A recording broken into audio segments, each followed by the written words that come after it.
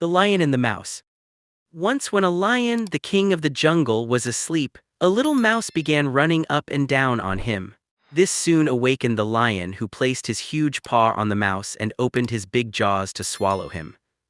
"Pardon, O king!" cried the little mouse. "Forgive me this time, I shall never repeat it, and I shall never forget your kindness, and who knows, I may be able to do you a good turn one of these days." The lion was so tickled by the idea of the mouse being able to help him that he lifted his paw and let him go. Sometime later, a few hunters captured the lion and tied him to a tree.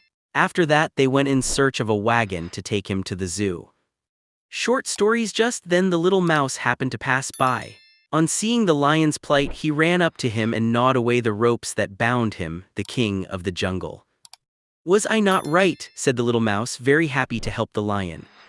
Moral: small acts of kindness will be rewarded greatly.